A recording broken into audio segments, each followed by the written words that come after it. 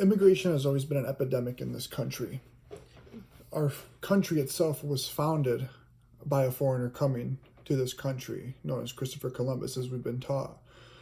He went on a voyage from Spain and discovered the America that way.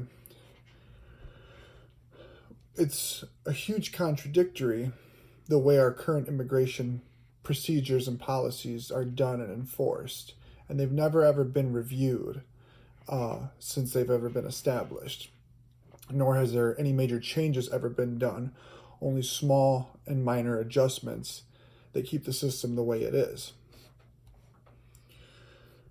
What's very misleading about how everything is established when it comes to immigration and illegal immigrants is we were founded, this country was just that way, and it's looked down upon now, and that's what we've been taught since we were young, and in school and in our jobs and everywhere in our community. Though on the contrary, illegal immigrants both help the community thrive and grow more along with the economy. Many small business owners come here as foreigners, and many of them are not established themselves as U.S. citizens. They open up a business with an idea and a dream and use maybe a fellow family member that is willing to establish everything in their name. And with that, they're not only providing more tax dollars for the city, state, and communities around them, they're also providing jobs for other citizens around the area, and even giving a public service depending on those types of jobs that they open. For example, if a foreigner that comes here legally opens up a gym and can use that to keep kids off the streets, if they're from this country or not, keeps them off the streets, keeps them focused, and keeps them thriving and growing and bettering as a person, therefore opening more opportunities for them. So even they are giving a public service that some of us U.S. citizens don't even do on a daily basis with the given opportunities we have just being born here.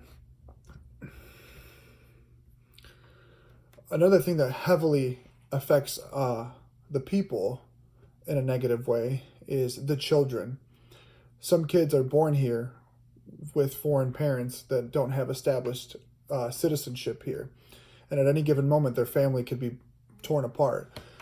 If the father, who's an illegal immigrant, gets deported, that child, who could be academically advancing at a higher rate than most, or athletically being gifted more than most, could lose that opportunity, be taken from that school because of geography or location instances, and have to move to another family member, or in some very bad cases have to also go with a family member to a foreign country for the very first time and completely get their world taken upside down, risking losing a potential leader or business owner or scientist or anything that we could gain in this country and also improve our overall status as a country.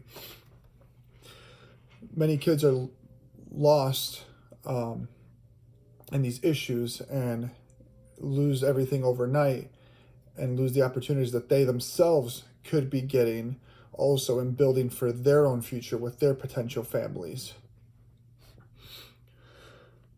The current ways that we're handling immigration at that are also costing us more money than what we could be doing.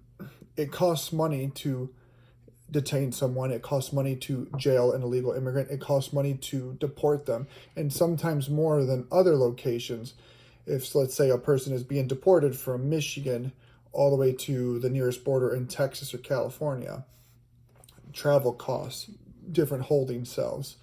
And it also costs the families more money and legal fees and attorney fees to be able to even give a fighting chance for that person to establish something better than deportation.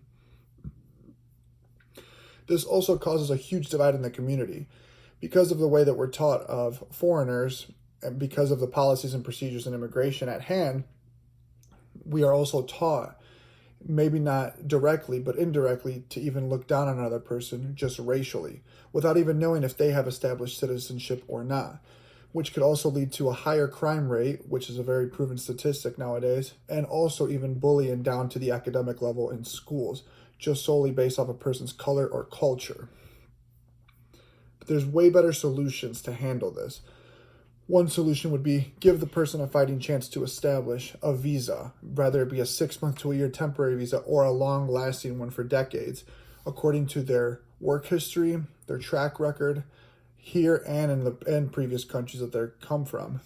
And that would also save the community money and the taxpayer dollars, and actually help put more money into the economy, because then the person can establish a visa, get into the working field, and pay taxes to the community that he works for, and therefore help our schools and roads and everything else thrive the way that we as taxpayers want it to.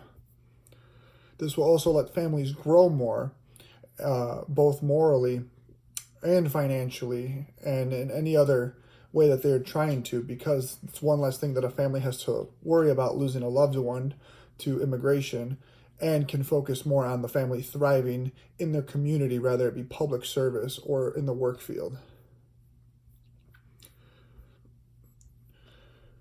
We've always been taught that foreigners that don't have established citizenship are not welcome here. And we've always been shown that if you don't have that established citizenship, that you have no say-so here, and that you have no right, nor can get the rights that we as citizens have. But however, it's very contradicting, because this country was solely found on a foreigner from Europe coming here and finding a land that had already been occupied.